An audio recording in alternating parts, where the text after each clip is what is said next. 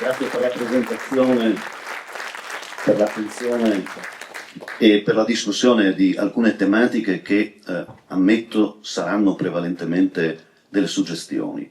Delle suggestioni che in qualche maniera però riconducono a quel tema che il professor Piffer, amico da diverso tempo, ha suscitato, e anche la relazione precedente, e cioè sul fatto che la storia possa essere intesa come suggestione di valori oppure come elemento scientifico sul quale basarci. Secondo me, mi piacerebbe discuterne con il professor Piffer, la storia deve essere però una grande capacità di incontro proprio sui temi valoriali, perché la ricerca scientifica è fondamentale ed è importante, ma non deve avere a che fare soltanto con la memoria, ma deve avere a che fare con l'etica e con la responsabilità di ciascuno di noi. Altrimenti rischiamo di patrocinare questa incredibile affermazione che già trasformò l'impero romano nel primo grande impero, non solo globalizzante della storia, ma l'impero che giustificò la guerra, il massacro, il genocidio, la deportazione come strumento per imporre la civiltà, per imporre la propria civiltà. E forse il dramma è proprio questo. La guerra non può essere mai una giustificazione, nemmeno nelle frontiere della redenzione dell'umano, da qualunque parte essa si ponga. La storia non può utilizzare la guerra, non può immaginare che la guerra sia un modo per dare una risposta ad un problema. E chiunque lo pensi rischia di essere strumento di qualcosa che è mostruoso, perché va a distruggere l'umano stesso. Interessante la considerazione sul carnefice che perde la propria umanità prima di distruggere l'umanità degli altri. E allora vediamo se riusciamo a far funzionare. No, chiedo aiuto. Vediamo se riusciamo a far funzionare l'Argain, come mi hanno detto. Vediamo se. Sì. No. Ah sì. Forse ha bisogno di tempo, ma vi chiederò un po' di pazienza. Poco più di 110 anni fa scoppia la prima grande avventura del secolo breve, quella di cui noi ancora oggi respiriamo gli aliti, che non riusciamo in qualche modo a toglierci di dosso. E c'era chi scriveva proprio così all'esordio di questa avventura, Papini, che la guerra deve essere accolta da buon gustai, deve essere assaporata da buon gustai. Diceva Papini nel 14 che è spaventosa, certo, è tremenda, è terribile, è distruggitrice e per questo dobbiamo amarla. E la dobbiamo amare con il nostro, dice, cuore di maschi. È spaventoso. Però non è cambiato di molto lo scenario. Intanto pone un tema che è questo, cioè la virilità della guerra, l'espressione del maschio sapore. Il tempo che poi si dipana invece è questo, l'immagine di cui la guerra è capace di darci e di restituirci invece è questa. Il maschio vigore che è capace di violentare, perché il maschio violenta, di violentare la storia e la società per imporre se stessa. Accada quel che accada, non è importante. Se riesci tu magari a farlo andare avanti, è una congiura della guerra. O se no mi metto io, ecco, meglio, mi sposta il computer, forse è meglio. Io ho questa visione delle cose invece, che rispetto ad una esaltazione della guerra come virilità e mascolinità, la guerra che cambia i destini del mondo, noi dovremmo portare e ricondurre un'altra idea, che è quella che non crede nelle patrie che tanto hanno creato dolore nel mondo, soprattutto nel secolo breve, quanto piuttosto nelle matrie. E se per Papini la guerra ha questo significato di imposizione del senso maschio, della mascolinità, del vigore, della forza, che poi è un'idea ed è un'immagine fortemente fascista, forse noi dovremmo riscoprire il valore delle matrie. Lo dico sempre alle mie studentesse, ai miei studenti, lo ripeto costantemente e lo farò per tutto il corso del breve tempo che mi è concesso. Se ci fossero più matrie che patrie, non ci sarebbero guerre, perché non penso che una madre possa essere né felice né orgogliosa di vedersi recapitare il corpo di un figlio avvolto in qualsivoglia bandiera o sostituito da una medaglia che ne riconosca il valor militare, una medaglia da appendere ad un quadro. E allora se i maschi fanno la guerra, spesso le donne sono coloro che resistono alla guerra. Hanno una capacità resistenziale, sono quelle che rimangono, sono quelle che non partono, sono quelle che attendono.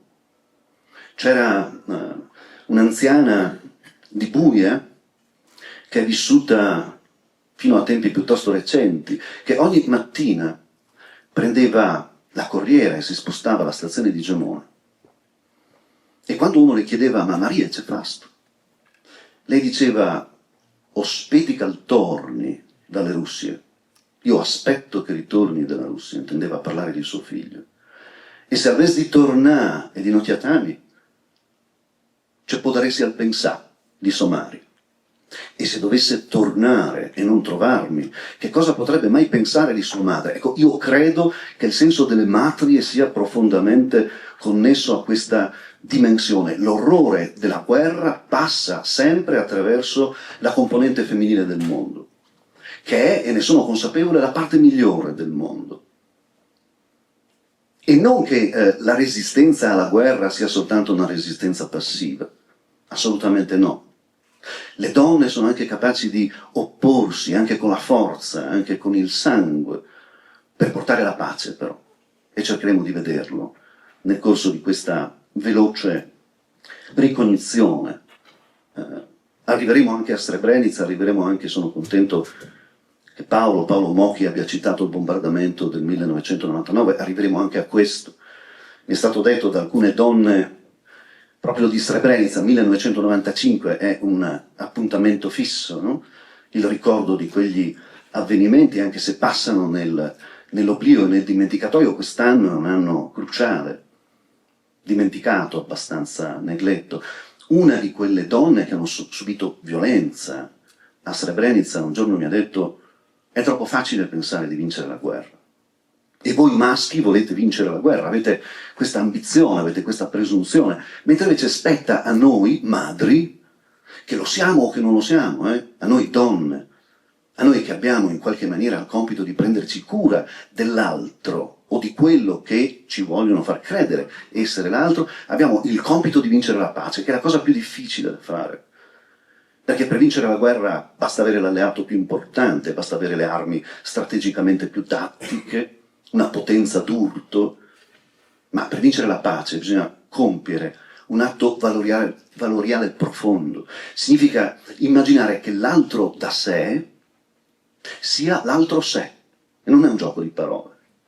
Vuol dire che quello che io non sono è esattamente come me, vuol dire che le ferite che hanno ricevuto quelli che mi spacciano per essere gli altri sono le stesse ferite che ho ricevuto io, mio padre, i miei figli, la mia compagna, il mio compagno, sono identiche, proprio perché la vittima della guerra è l'umano, è l'umanità.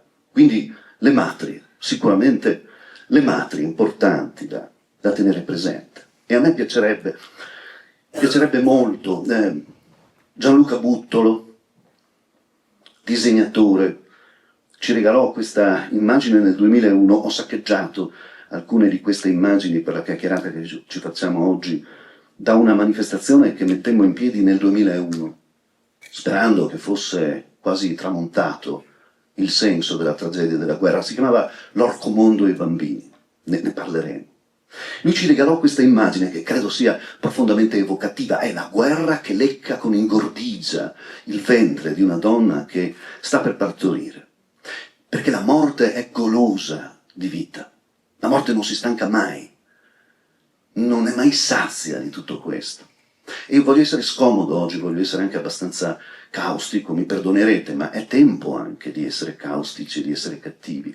Io non riesco a comprendere perché la Chiesa Cattolica scomunichi un divorziato e gli impedisca di accedere ai sacramenti e non scomunichi chi fa la guerra e chi vende le armi affinché la morte possa essere così golosa. È un problema che ci poniamo.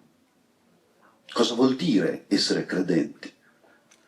Cosa vuol dire essere aderenti a quell'immagine di mondo che è meravigliosa, che emerge dalle pagine del Vangelo? Io non sono credente, però posso dirmi cristiano.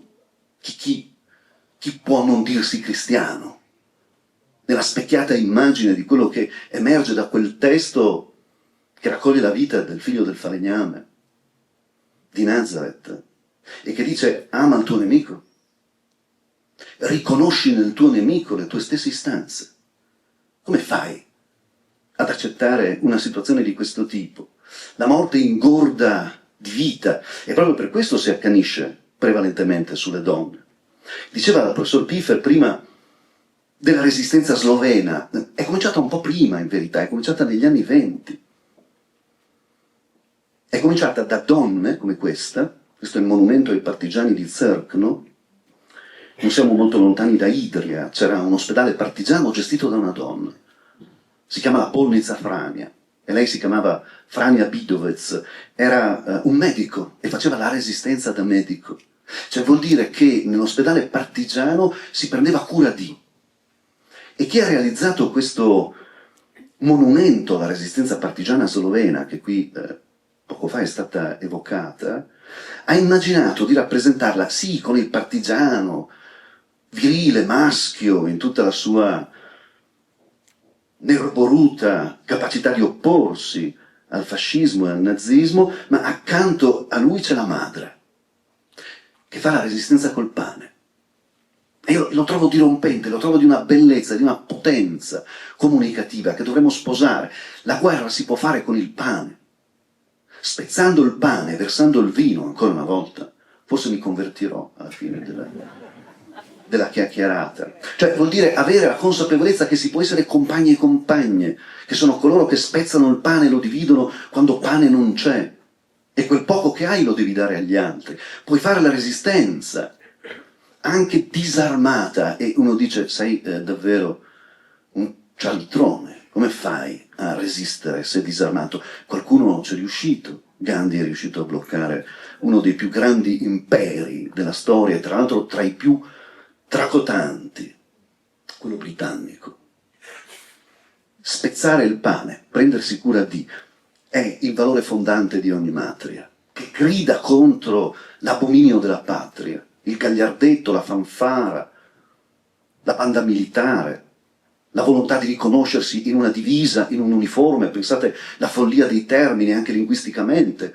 Divisa vuol dire che io sono diviso da tutti gli altri perché ho un colore diverso e sono uniforme ai miei, difforme a coloro che invece non portano le mie insegne, e quindi quello è il nemico. Ma nel secolo breve quale terra ha vissuto guerra più fratricida della nostra? Terra in cui, ed è stato evocato, i confini sono stati tirati arbitrariamente da coloro che le guerre e le paci le firmano sul sangue dei figli degli altri, standone sempre molto lontani dagli scenari di guerra ed evitando che i propri figli facciano la stessa terribile fine.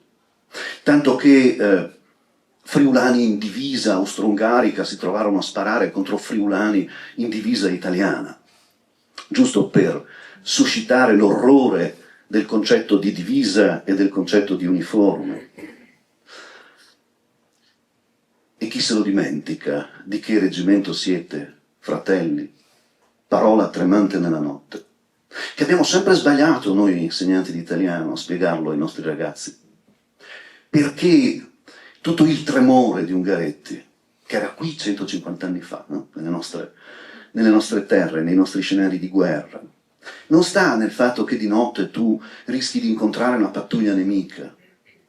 Il suo tremore risuona dentro di lui e deve risuonare anche dentro di noi. È che fratelli sono anche loro.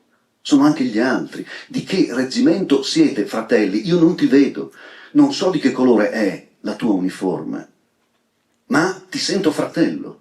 Affratellato da che cosa? Dal sangue, dalla merda, dalle granate, dal dolore, dal freddo, dalla paura, dalla consapevolezza che forse domani non ci sarò io, domani non ci sarai tu, e perché dobbiamo spararci vicendevolmente.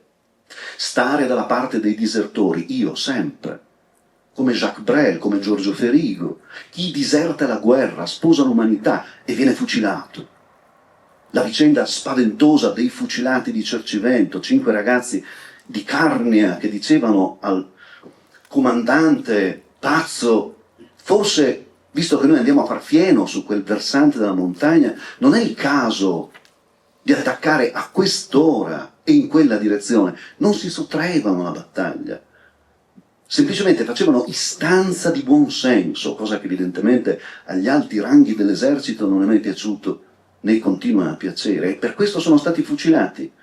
E credetemi, ancora oggi ti impongono di non parlarne, perché è questione così di pudore o di vergogna, o forse è meglio gettare un oblio su queste cose, dal momento che la prima campagna per riabilitare i disertori, che invece dovrebbero essere ricordati come gli unici ad aver compreso quello che doveva fare, venne tacitata dal Ministero della Difesa italiano all'epoca, parlo di qualche decina d'anni fa, con un, non lo so se prenderlo come un'offesa all'intelligenza umana, con un comunicato che diceva: si pregano i diretti interessati a proporre istanza di revisione della loro situazione.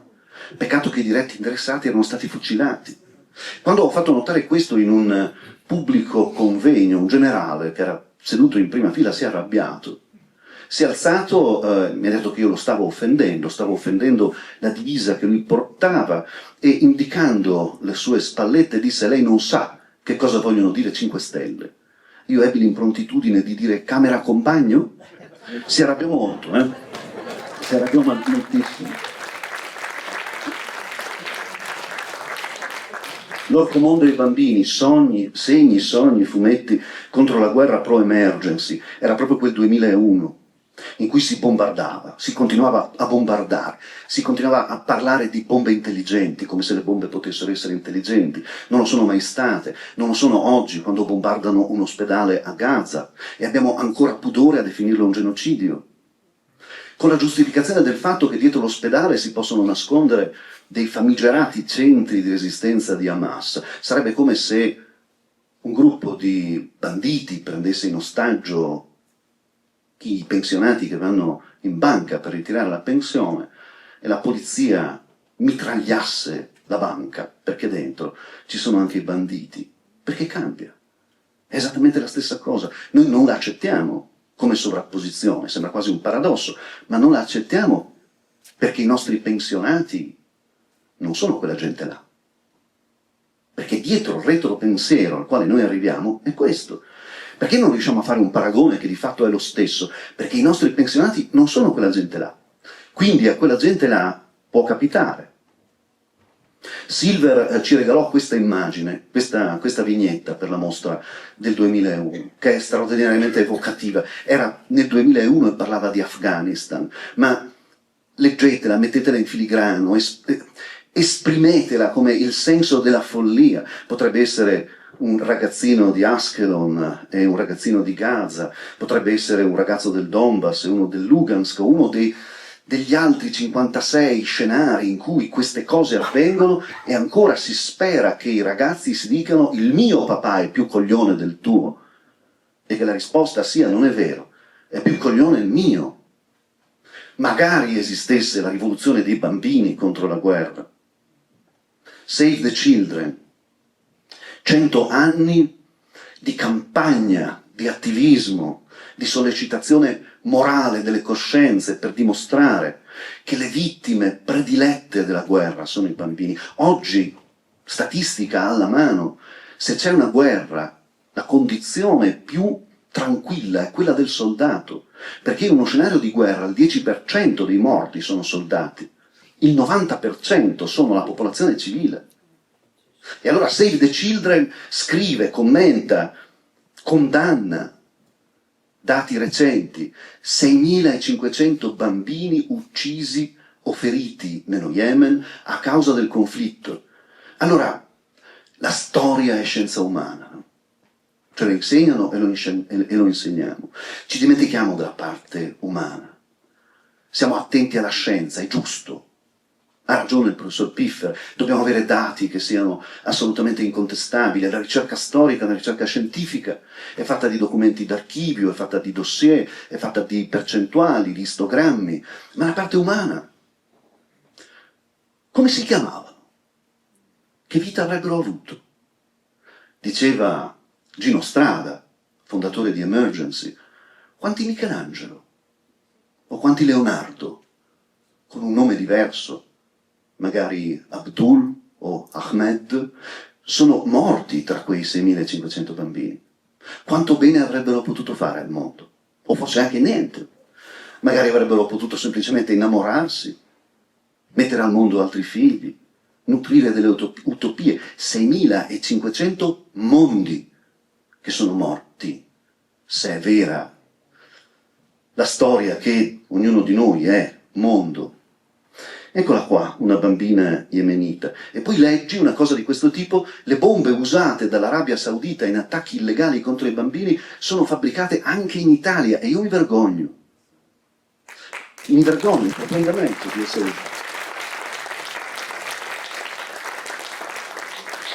Perché i signori che producono le bombe sono rispettabilissimi imprenditori.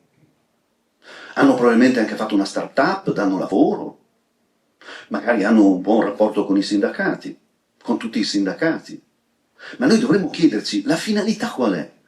Andare a caccia di lugherini o di 6.500 bambini? Perché se non ce lo chiediamo siamo collusi. E nel momento in cui li incontri per strada e gli dai la mano, sei un colluso. Uno dice: ma che cosa vieni a dirci? Ma che discorsi sono questi? Erano i discorsi che qualcuno a Weimar faceva prima che un signore che si chiamava Adolf Hitler prendesse il potere.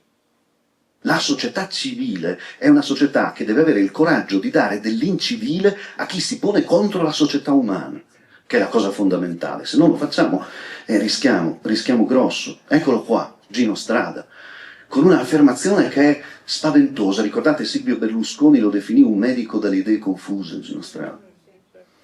Mine giocattolo studiate per mutilare bambini. Ho dovuto crederci anche se ancora oggi ho difficoltà a capire. Cosa vuol dire mine giocattolo? Creatività italiana.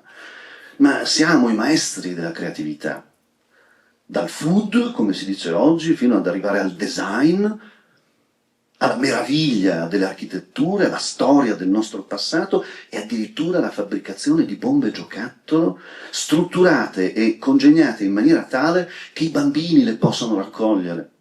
Ma dal momento che noi italiani siamo brava gente, non li facciamo mica morire. Sono bombe che sono studiate soltanto per mutilare, per tagliare le gambe, per far sparire le mani, per far diventare ciechi. Noi non vogliamo la morte dei bambini, vogliamo che il paese che poi li deve curare si indebiti con chi? Con noi che abbiamo fabbricato le bombe. Mi pare che se Marx è morto, forse ricordare che il capitalismo non è una parte migliore dell'umanità sarebbe anche una considerazione interessante da fare. Eccola qua. Questa era la locandina dell'Orco Mondo ai bambini.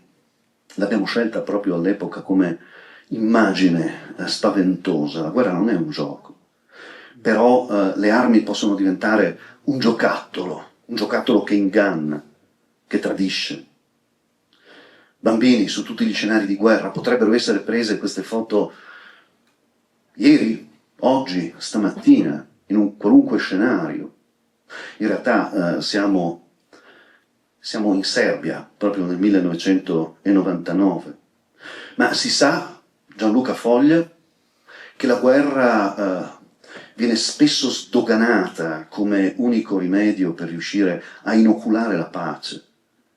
Le armi che sono quasi considerate una medicina, un antibiotico che però va preso da dietro.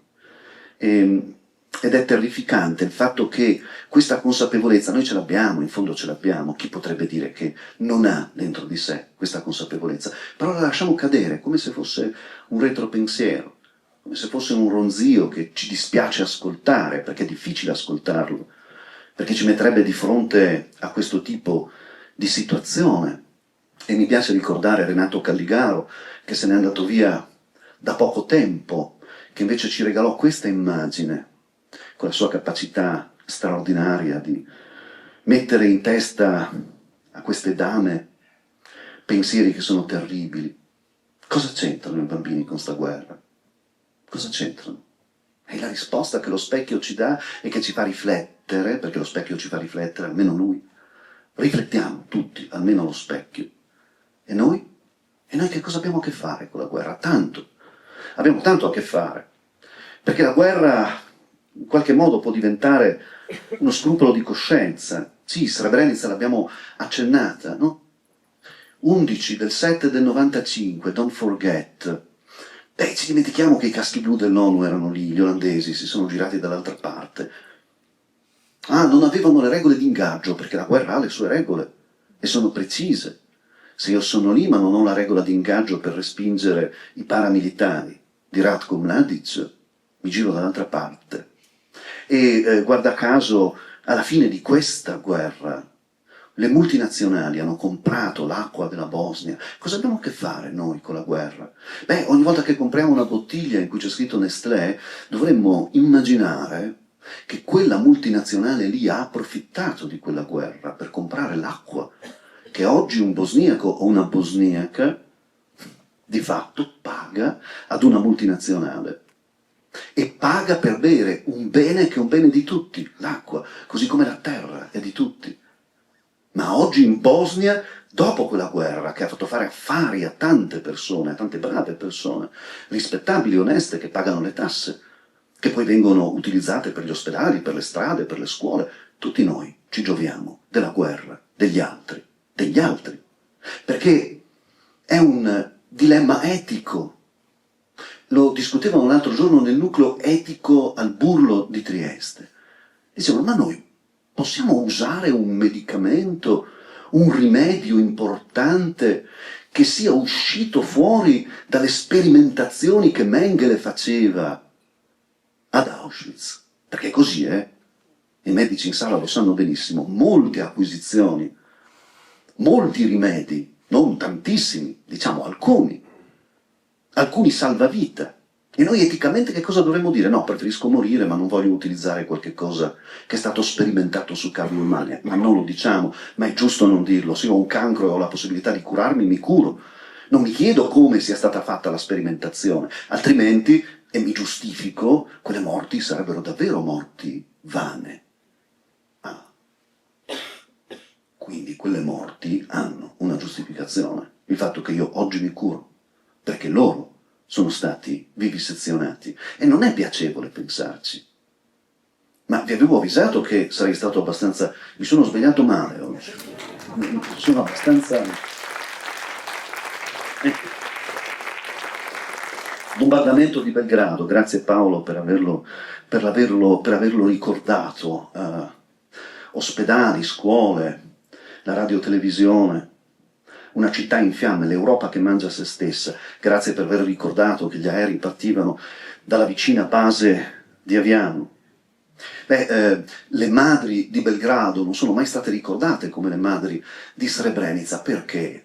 Perché in una guerra ci sono sempre i buoni e ci sono sempre i cattivi. E anche al tribunale dell'Aia nessun croato è stato chiamato a rendere conto dell'etnocidio commesso sui serbi delle Kraine. Se voi andate al mare, per esempio a Lussino, oppure nella bella Dalmazia, potete trovare nei mercatini delle bellissime magliette con la faccia di Ante Gotovin, Narodni Heroi, eroe del popolo croato. È quello che ha inventato l'operazione Oluja, l'operazione Tempesta, che ha massacrato i serbi. Ma sicuramente nessun pilota viene chiamato a rendere conto di quello che ha fatto. Partivano dalla base di Aviano e nel maggio del 2025, che se non sbaglio è qualche giorno fa, l'intera politica nazionale e regionale era lì, a celebrare il 31esimo Fighter Wing Air Force Aviano, una base USAF, neanche una base NATO, terra americana, terra statunitense, una sorta di occupazione, non posso dire illecita perché ovviamente ci sono stati dei contratti, ma quello non è territorio statunitense, è territorio italiano. E le scelte politiche degli Stati Uniti d'America, che di questi tempi c'è una certa preoccupazione, implicano la regolamentazione di quello che parte dalla base di Aviano. Bombardamenti chiaramente intelligenti, perché si colpiscono soltanto obiettivi sensibili, come a Belgrado nel 1999, con il beneplacito di Massimo D'Alema che disse: i nostri ragazzi, testuali parole, i nostri ragazzi hanno fatto un gran bel lavoro e Sasha Rakesic, Alexander Zograf, fumettista serbo, a un certo momento ce l'ha raccontato quello che hanno fatto i nostri bravi ragazzi. Non è ancora possibile precisare, la vignetta del 1999, il numero delle vittime della campagna di bombardamenti NATO, stando alle ultime informazioni fornite dal governo jugoslavo e dall'UNICEF, li ha messi tutti e due, avesse messo solo il governo jugoslavo. 2000 civili hanno già perso la vita e circa 800 di loro erano bambini. Eccoli qua, 800 bambini in un solo disegno, foto di gruppo, dategli un nome. Immaginate che siano i vostri figli o i vostri nipoti. E poi giustificate voi stessi e cercate di giustificare a loro, morti sotto le tragedie, che quel bombardamento era un bombardamento giusto per fermare la guerra. Ma se non abbiamo il coraggio di metterci nei panni degli altri e di pensare che quei bambini lì, o quelli di Gaza, o quelli delle altre 56, 59 guerre, potrebbero essere i nostri figli, e se non abbiamo il coraggio di dire è giusto che bombardino, anche immaginandoli come nostri figli e nostri nipoti, allora vuol dire che il nostro pensiero è un pensiero fraudolento e che stiamo ingannando anche noi stessi. Perché comunque, e forse la cosa è ancora peggiore, se lo diciamo e non immaginiamo lo slittamento, vuol dire che immaginiamo noi molto più importanti di loro, perché loro sono sacrificabili. I nostri, terribile, no? L'aggettivo possessivo che spesso utilizziamo, i nostri, mai. Non il mio nome, mai. Lei, dato biografico, lei l'ho conosciuta a Trieste agli inizi degli anni 90, studiava nella scuola dove poi si è laureata mia figlia, l'università dove si è laureata mia figlia, traduttore e interprete. Era una ragazza serba, era una ragazza splendida, che aveva un papà e una mamma deliziosi nella zona di Pančevo, che andrei a trovare più volte. Una racchia, buonissima. Quando scoppiò la guerra, il papà, Pančevo in Serbia, zona di raffineria, obiettivi sensibili, il papà la richiamò e perdemmo le tracce. Poi sì, con i dossier televisivi vidi il suo paese che era ridotto a quel deserto di cui parla Tacito. Morta lei, morta la mamma, morto il papà. Si chiamava Vesna.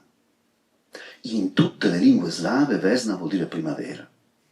E io sono profondamente convinto che ogni guerra uccide la primavera, non è retorica.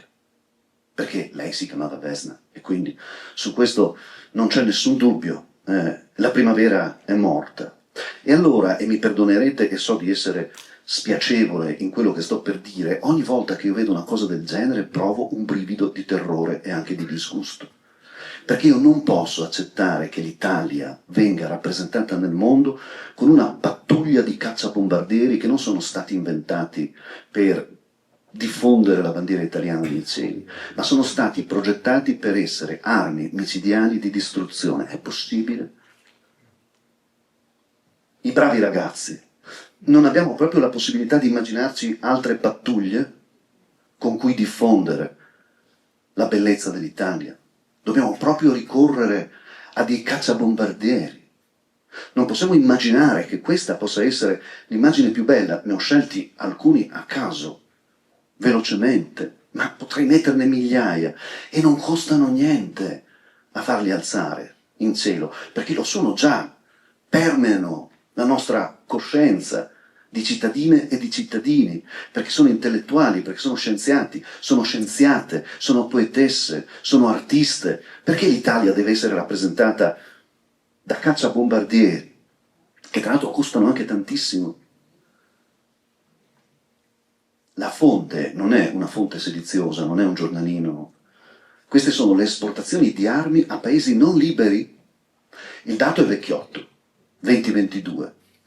Direi che ci poniamo in una condizione di grande privilegio. Cioè noi italiani siamo coloro che esportano armi a paesi non liberi. Cosa vuol dire? Paesi che sono gestiti da tiranni o da dittature feroci, e noi esportiamo le armi e abbiamo il 72% delle esportazioni. Poi segue la Russia, la Germania, l'Unione Europea nel suo complesso, il Regno Unito, la Francia, la Spagna, i Paesi Bassi, la Svezia, l'Europa. L'Europa! E in questi giorni noi ci chiediamo se l'Europa deve avere un sistema di difesa suo. Ma ce l'ha? E rende anche tantissimo. Di che cosa stiamo parlando? Non solo l'Italia ripudia la guerra, che è ciò di cui stiamo parlando, ma quel libricino dice che in qualunque luogo del mondo anche una sola persona non goda i diritti che vengono sanciti dalla Costituzione italiana, quella persona è sotto l'egida della Costituzione italiana. Ecco la risposta. È così che tradiamo la Costituzione. Io domani sarò a Trepo Grande, è un grande onore, per distribuire le Costituzioni ai ragazzi che compiono 18 anni a Trepo Grande. E mi sono scelto come chiacchierata da fare a loro tutti gli articoli fondamentali della Costituzione, dal 48 ad oggi, sono stati disattesi. Non ce n'è uno che non sia stato disatteso. La guerra, prima di tutto, ma poi la filosofia stessa.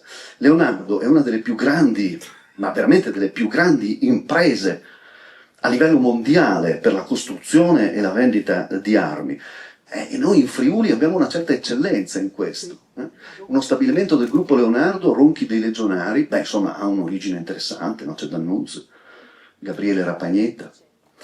Si occupa della divisione elettronica, dello sviluppo di veicoli a pilotaggio remoto, diconsi droni, per esempio. Fincantieri, importante, patrocinata tra l'altro anche oggi da un europarlamentare, un tempo sindaco di Monfalcone, che la vorrebbe de-islamizzare. Non so poi chi ci lavorerebbe, ma Fincantieri, azienda pubblica che opera nella cantieristica navale, i suoi ricavi nel settore militare sono attestati al di sopra dei 2 miliardi di euro nel 2023, con forniture anche ad eserciti stranieri. Al Vaticano, che comunque è uno Stato straniero, non credo che i cherichetti e le suore abbiano bisogno. Maniago, coltelleria Fox, bei coltelli, mi piace in partant, formati le soppresse. Ma questi sono fornitori ufficiali della NATO e delle principali aziende operanti nel settore militare.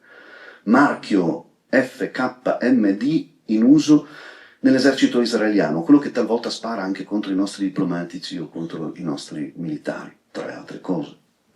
Goriziane, con sede a Villesse, collabora con BAE Systems per revisionare gli anfibi d'assalto, flotta di veicoli cingolati, tutte queste cose interessanti, ma l'impatto ambientale causato dal testare i mezzi blindati in ambiente naturale si aggiunge all'inquinamento causato dai poligoni militari di cui il Friuli Venezia Giulia è saturo, e Goriziane nel 2023 ha ottenuto nuove autorizzazioni per export di armi e ricambi di armamenti per un valore totale di circa 5 miliardi di euro. Io, per avere una risonanza magnetica, devo aspettare 6 mesi nel pubblico, posso averla domani nel privato. Perché? È ragionante. Per fortuna c'è chi dice no. Mi piace ricordare Danilo Dolci, personaggio gigantesco, nato dalle nostre parti, era istriano. E poi trapiantato in Sicilia è diventata una delle voci più forti contro la mafia e contro le collusioni tra mafia e governi. A Trieste si organizza un centro, un comitato che si ispira alle idee di Danilo Dolci ed è impegnato nella lotta, nella denuncia del traffico delle armi da porti, aeroporti e basi militari del Friuli per una economia della pace, perché la pace fa più bene della guerra, fa più bene della guerra anche al mercato, la pace. Se noi intendiamo l'economia come la intendevano i greci, cioè come l'oikos, gli anni 30 abbiamo sperimentato l'iprite nella guerra nel Corno d'Africa. Il filmato che mette in evidenza quanto le nostre armi fossero capaci di creare danni irreversibili alla popolazione civile venne prodotto dalla BBC e comprato dalla RAI. La RAI comprò i diritti di questo filmato che si chiama Fascist Legacy per non doverlo proiettare mai, diffondere mai in Italia. Oggi la rete è interessante, la rete è anche uno strumento di libertà, lo trovate. Questa scena in maniera particolare viene tratta dal bombardamento che i nostri piloti hanno fatto di un ospedale olandese che aveva molti ammalati, tra questi bambini e donne. L'aviazione di Balbo ha anche firmato quest'opera, che non è di Picasso, è proprio di Balbo, ed è dell'aviazione italiana, che ha raso al suolo Guernica. Per cui io, se fossi nel governo italiano, rivendicherei l'autorevolezza, l'autorialità di questo quadro. È una fake news che sia stato firmato da Pablo Picasso. È un frutto dell'italianità anche questo, visto che ce ne gloriamo tanto come capacità di esportazione. Però è interessante, no, che nelle isole in cui venivano confinati i nostri intellettuali antifascisti si trovavano assieme a loro anche i partigiani africani, il Corno d'Africa, che erano stati pizzicati e catturati dalla polizia italiana e dall'esercito italiano, e insieme, questa è una storia che non si racconta mai, anche questa resistenza, insieme i nostri intellettuali più alti hanno collaborato con gli intellettuali, i partigiani del Corno d'Africa, prigionieri come loro, insieme a loro, per immaginarsi che cosa? Ma un mondo che non avesse più quelle guerre, un mondo in cui la pace potesse essere la nuova grammatica, una rifondazione umanistica, intellettuali che operarono nelle isole, come il sedizioso e pericolosissimo Altiero Spinelli, che assieme a Colorni e a Rossi fonda questa cosa che è della pace dell'Europa, il manifesto più grande. Non parla di un esercito europeo, parla di popoli europei finalmente affratellati nello spirito della pace. Cioè si immaginano, queste persone che erano al confino, si immaginano un mondo basato sulla pace. Non solo l'Europa, un mondo basato sulla pace. Il manifesto di Ventotene, redatto nel 1941, è un documento fondamentale per l'ideologia dell'unità europea, è un potente argomento contro la guerra, se non ne parliamo oggi quando? Propone un'Europa federale fondata sulla pace e sulla libertà. E questo per pudore nei vostri confronti non lo commento. Non so se questa è la vostra Europa, ma certamente non è la mia. Io me ne ero reso conto da tanto tempo.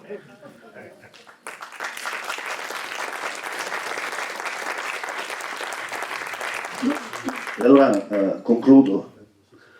Io racconto spesso alle mie ragazze e ai miei ragazzi a scuola, che sono davvero ormai il simbolo di questa varia umanità, perché vengono da tutto il mondo, perché i banchi delle nostre scuole, che continuano ad essere luoghi di eccellenza delle nostre scuole, non solo per quello che noi faticosamente cerchiamo di mettere assieme, ma luoghi di eccellenza perché la scuola resta ancora la parte migliore della società. E se ce lo dimentichiamo, è un peccato. Io dico loro, è facile, li ho portati quest'anno, sotto questo, qualche settimana fa, sotto questo cancello, ma è facile dire mai più qua sotto. perché lo riteniamo una storia che non ci appartiene. È una storia finita, no? Come è stato detto, è una storia finita, è una storia... Ormai si giunge ad archiviarla, pacificazione. È più difficile oggi dire mai più qui, non è un bambolotto, è l'irrappresentabile, è l'irrappresentabile. Ma perché non diciamo mai più qui? Perché non sbeffeggiamo? Perché non facciamo la rivoluzione dei bambini che vadano a fare pernacchie? A chi dice che queste cose sono normali? O aiutiamoli a casa loro, dove muoiono di fame, dove c'è la guerra, dove c'è la disperazione. Perché è a questo che noi diciamo di sì. Anche quando fingiamo di non vederlo, diciamo di sì. A me ha fatto venire i brividi quello che ha detto Alessandro Bergonzoni nell'ultima edizione di Pordenone Legge. È una cosa che mi ha fatto male, mi ha fatto molto male, e in effetti poi non è stata neanche pubblicizzata, peccato. Lui ricordava il fatto che 14.000 studentesse e studenti della scuola italiana fossero scesi in piazza per ricordare Giulia Cecchettin. E diceva una cosa importante, una cosa bellissima, vedere le nostre ragazze e i nostri ragazzi colorati che scendono nel nome di Giulia Cecchettin. Poi si ferma un attimo e dice: mi piacerebbe vederne altrettanti che ammettono che ci sono tante altre Giulie Cecchettin che muoiono nel Mediterraneo o lungo la via balcanica o vengono seviziate e torturate nei carceri libici gestiti da governi con i quali il nostro governo scende a patti. Mi piacerebbe che lo facesse. Ed è terribile.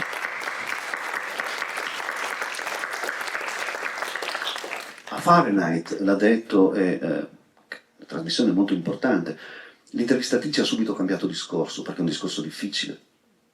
Io ci ho rimuginato tutta la notte, l'indomani in classe ho detto: ma ha ragione Bergonzoni, perché Giulia Cecchettin assomiglia a mia figlia. C'è una certa somiglianza. Sicuramente mia figlia ascolta la musica che ascoltava Giulia Cecchettin, hanno la stessa età.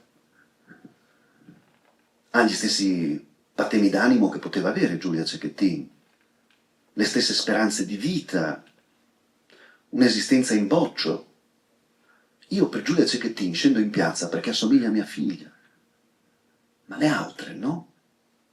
Ed è inutile che fingiamo che non sia così, se no saremmo lì in piazza a protestare per le altre. Il fatto è che anche noi, che siamo qui a discutere di temi che sono temi importanti, anche io, nel nostro retropensiero, nel mio retropensiero, la vocina che mi parla mi dice: ma non è storia tua, non assomigliano a tua figlia, perché dovresti scendere in piazza? È difficile ammetterlo, ma io non ho mai visto studenti scendere in piazza per ricordare le altre. E allora arriveremo qui. E arriveremo qui. Mio papà ha vissuto qui, assieme alla sua famiglia, per più di un anno, il Silos di Trieste. Quando io vedo l'umanità minore spostata dal vento della violenza e della storia, io guardo una parte dell'album di famiglia, cambiando scenari, cambiando tempo. Però anche loro vivevano così, vivevano in tende tirate su con 4 spaghi, con 4 coperte che potevano difendere a malapena l'intimità. Era un luogo in cui ci si amava, in cui si preparava il caffè, in cui si pettinavano i bambini, li si spidocchiava perché erano sporchi, non avevano niente, in cui le mamme li mandavano a scuola. Che differenza c'è? Non c'è nessuna differenza. Ma quando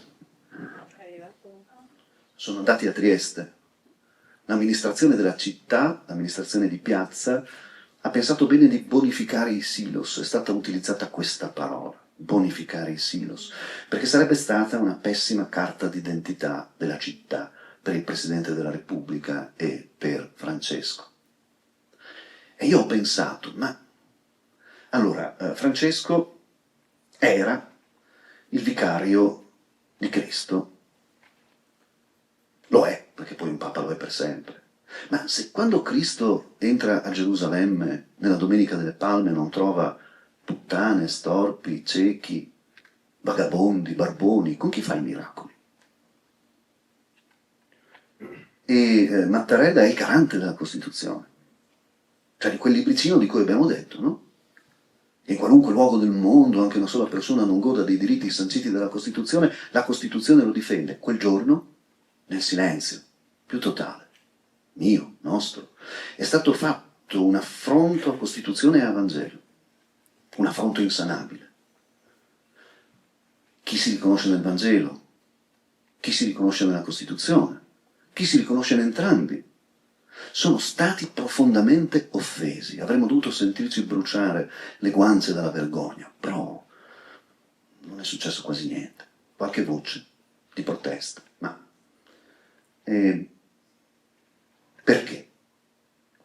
E chiudo proprio con questa immagine. Di solito facevo la chiacchierata in friulano, ma mi hanno detto che questa volta avevate già un altro appuntamento in friulano, ma anche questo ci venne regalato per l'Orco Mondo i bambini da Alessandro Dosualdo. Lis ueris dai siors e fasin pui stias di ches dai puars.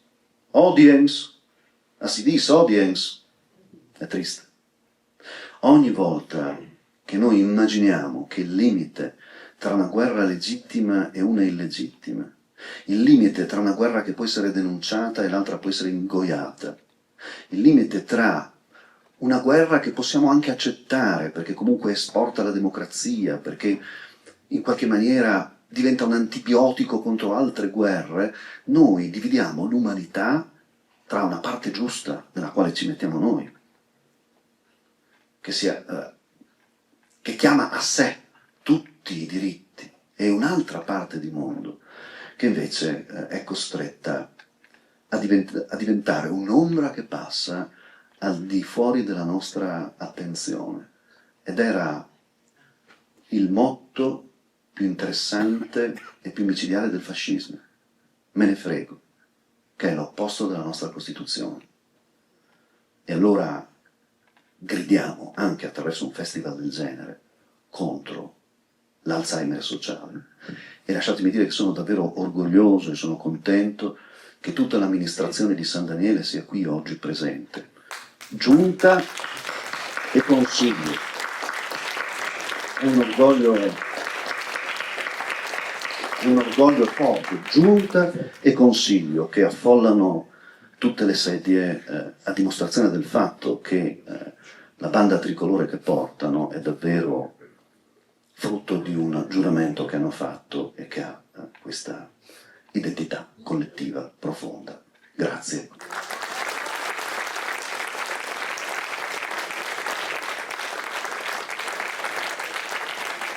Grazie, buona Costituzione a tutti e viva la patria!